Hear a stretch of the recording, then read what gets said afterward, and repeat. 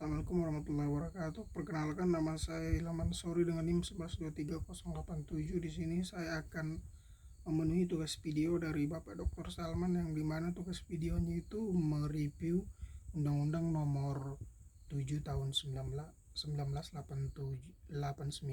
dan Undang-Undang Nomor 3 tahun 2006 dan Undang-Undang Nomor 9 tahun 2009, Nomor 50 tahun 2009, yang dimana yang pertama Undang-Undang Nomor 7 tahun 1989.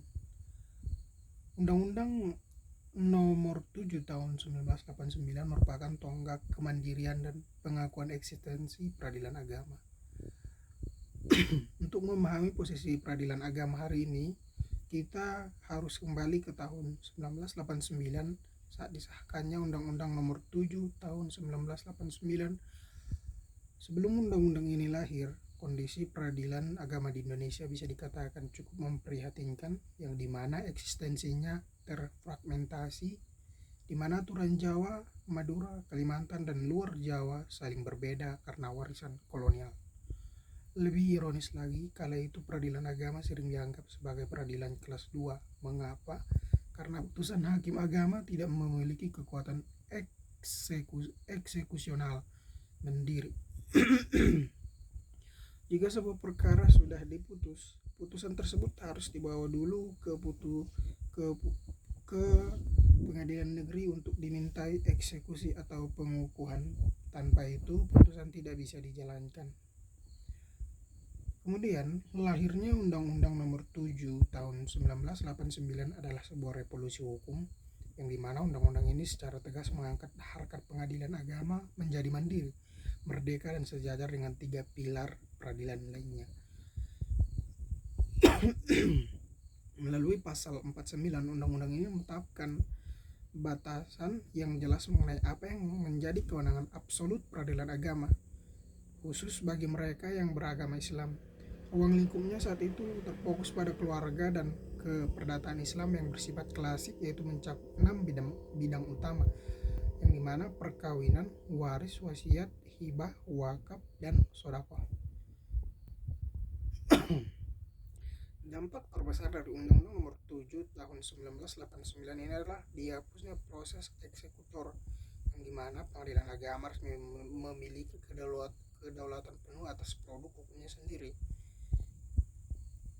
Kemudian kita masuk pada review Undang-Undang Nomor 3 tahun 2006. Fokus pada Undang-Undang Nomor 3 tahun 2006 ini, yang dimana peradilan agama menjadi satu atap dan respon terhadap ekonomi syariah. Di sini, saat pemerintah mengesahkan Undang-Undang Nomor 3 tahun 2006 sebagai perubahan pertama atas undang-undang sebelumnya, memasuki era reformasi, tuntutan akan peradilan yang bersih dan bebas intervensi politik semakin menguat. Perubahan paling radikal yang dibawa oleh undang-undang ini di bidang kelembagaan adalah diterapkannya sistem satu atap atau one proof system. Sebelum tahun 2006, peradilan agama memiliki 2 instansi induk, yang dimana urusan teknisi yudisial dibina oleh Mahkamah Agung, sedangkan urusan organisasi, administrasi, dan finansial diatur oleh Departemen Kementerian Agama. Dualisme ini rentan konflik kepentingan. Melalui undang-undang ini, seluruh urusan administrasi dan keuangan dicabut dari Kementerian Agama dan dialihkan sepenuhnya ke bawah satu atap, yaitu Mahkamah Agung RI.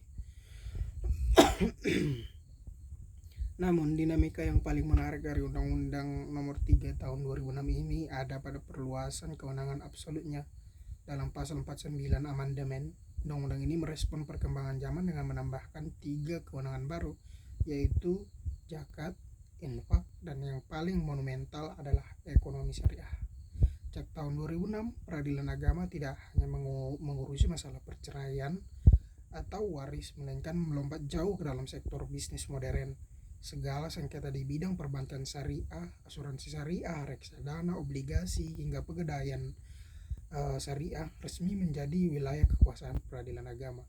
Di saat yang sama, undang-undang ini juga menghapus hak opsi dalam perkara waris, yang dimana jika para pihak beragama Islam, mereka wajib menyelesaikan pengadilan agama tanpa pilihan ke pengadilan negeri lagi. Kemudian pada Undang-Undang Nomor 50 Tahun 2009, yang dimana fokus utamanya reformasi birokrasi, integritas hakim, dan akses keadilan publik.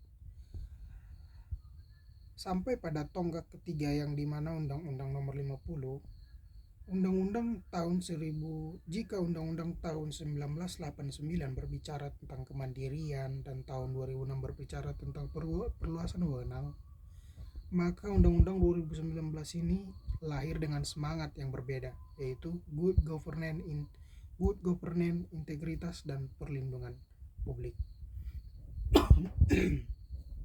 Setelah peradilan agama memiliki kekuasaan yang sangat besar dan berada di bawah satu atap Mahkamah Agung muncul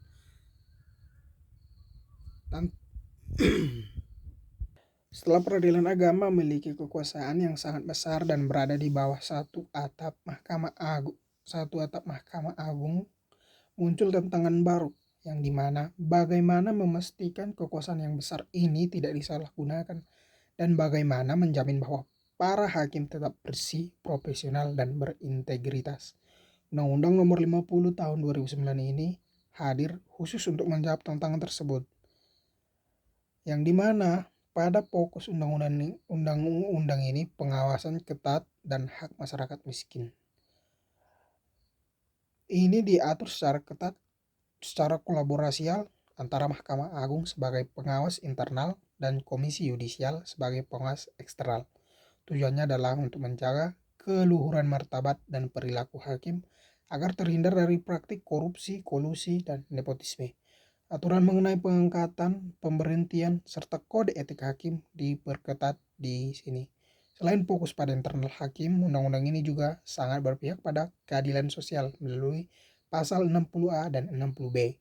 Undang-undang ini memberikan mandat untuk menyediakan pos bantuan hukum, yang dimana pos bakum dan layanan perkara secara gratis atau pro bono bagi masyarakat yang tidak mampu secara finansial. Ini merupakan langkah nyata agar pengadilan tidak hanya ramah bagi kalangan pebisnis ekonomi syariah, tetapi juga ramah bagi rakyat miskin yang mencari keadilan. Untuk sebagai penutup, dari rangkaian evolusi ini, Undang-Undang Nomor 50 Tahun 2019 adalah penyempurna untuk undang-undang sebelumnya, memastikan bahwa peradilan agama yang sudah mandiri dan berwenang luas harus diimbangi dengan akuntabilitas yang tinggi, hakim yang berintegritas, serta akses yang terbuka lebar bagi seluruh lapisan masyarakat tanpa terkecuali. Mungkin hanya sekian yang dapat saya sampaikan. Saya ucapkan Assalamualaikum warahmatullahi wabarakatuh.